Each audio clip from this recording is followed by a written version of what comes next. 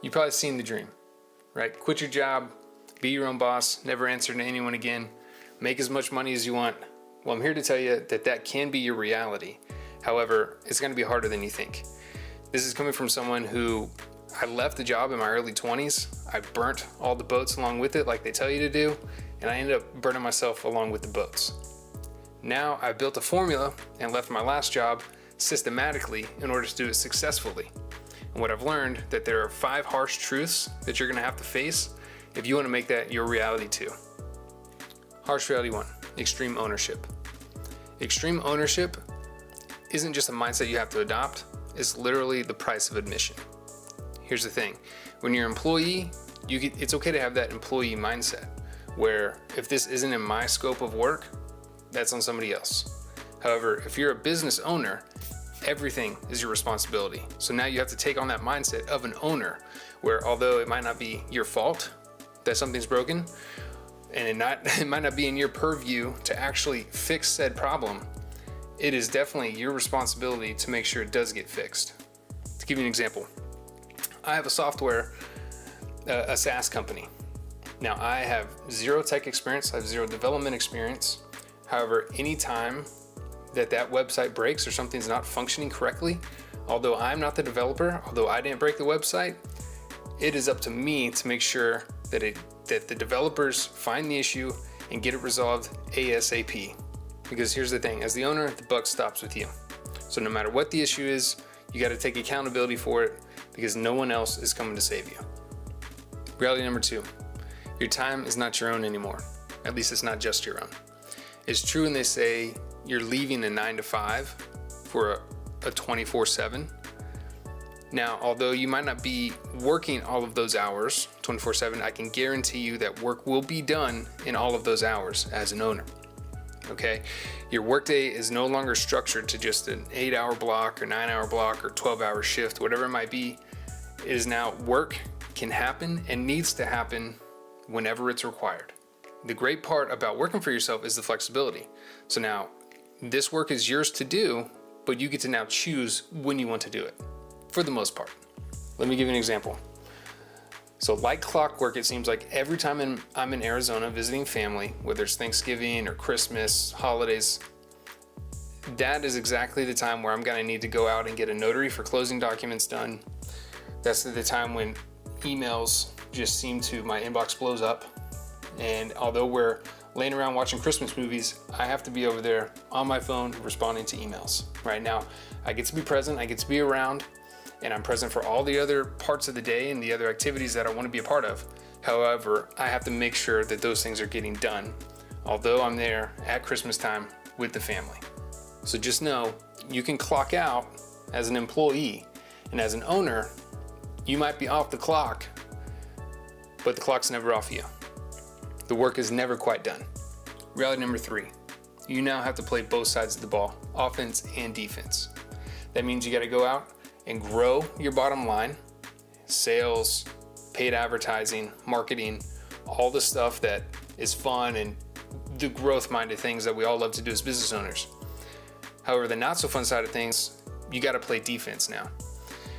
You got to play defense from other competitors, from your product growing stale and just irrelevant, and you got to play defense from your government. You got to play defense from the IRS. Let me give you a story. A few years back, we worked through everything with my CPA. They looked at my books and they submitted me my tax bill for the year. I owed the IRS $30,000. I said, whoa, well, hold on, that's a lot of money to me now. That's a lot of money at any point in time. That's definitely a lot of money to me back then. And so what I had to do is I went through the whole tax code for my specific niche in my business, and I had to educate my CPA on certain exemptions that applied to me. And we went from taking a $30,000 hit that year to actually getting a refund because I had to take the time to go through and educate my accountant on the tax code for my business. So you would think, hey, I hired a professional, they're going to take care of that. No, this is up to you. Again, this is your business. You have to take accountability and responsibility for all of it. So now you have to play, like I said, not only offense, but defense to protect your business as well. Number 4, people rely on you. I know at your job, You may be a part of a team and you feel like you're irreplaceable. I think corporate America makes us feel that way for a certain reason. However, if you were to die, they're going to replace you just like that, right? What I'm getting at is that you have employees, contractors, customers, everybody feels the decision that you're making. At a job, if I were to drop the ball, my boss is annoyed. Maybe the customer's mad. But as an owner, if you drop the ball, someone else might not make rent that month. So for example, in my software business, I have a couple developers, and I'm cognizant of the fact that if I don't run my business prudently and grow at a sustainable rate, that means, hey, I can't provide you enough hours this week. That means the website's not getting maintained. That means I'm definitely not able to do things that grow the business. Now I'm just trying to maintain and just trying to make up. And who ultimately suffers is your customer. And then if your customer suffers and they leave you, you're going to be the one to pay that price in the end.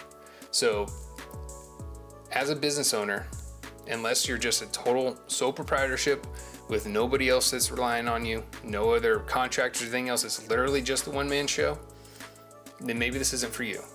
But businesses that grow, you have to do that together. You need people. You need to outsource. That's what I've experienced. And so in order to do that, you have to realize you're doing that on the backs and shoulders of other people. So just know it's not just you anymore. You have other people relying on you. And that's a big responsibility. Reality number 5, you never fully clock out. Mentally, you carry a burden with you everywhere you go. Whether that's your to-do list for your business, your anxiety over finances or personnel like we talked about, a little bit of you is now always gone. It doesn't matter how good you are at compartmentalizing, whether you are with family or on vacation, wherever it might be, there's a little bit of me that's always thinking about that in the back of my mind. True that this is a cost, but with it comes freedom. So let me give you another example of this. We're hiking now. We're back in Arizona. We're in the Grand Canyon. And out there, AT&T or anybody probably does not have service. So the whole time we're hiking out there, it's a few hours, we're gone without service whatsoever. And most of the time, me and my wife are talking a lot on the trails and having a good time. And I've just been pretty silent. And she's like, what's going on? And I almost hated to admit it because I knew this wouldn't go over well. But all I could think about was what if somebody's trying to get a hold of me? Because I didn't have service. Now I've gotten better about this over the years. And there's things and systems you can set up and put in place in order to step out, of your role for that business, especially for, half a day. But there's always going to be that bit of you that's like, man, I wonder what's going on. I need to get back to this. I need to get back to them. And I think that little bit of anxiety is probably what makes the most successful business owners successful, is because they have a prompt response time. They know what they need to get done. And that's something that, yes, is anxiety, but it pushes them to be better. I know I feel that. I was just stressing last night about something at 11 o'clock in bed as we're trying to go to bed. And I brought it up to my wife, and we didn't get to sleep for the next hour or so because that's just that piece of me that's still going, right? So just know that you're never going to be able to fully clock out. But I think it's a good sign because it says that you care, and it says that you're going to be successful at this. So keep going. Now, even with the stress, even with the sleepless nights and the weight of it all, I would still choose ownership over and over and over again. And that's what I have done. Like I said, I've left multiple jobs in order to pursue my dreams of working for myself. Once it did end disastrously, but this last time, I'm going on 6 years of self-employment, and I don't think I'm ever going to look back. At the end of the day, it's not about trading stress for comfort, okay? It's about trading the control of your life for freedom. And for me, that's totally worth it. That is an unfair trade.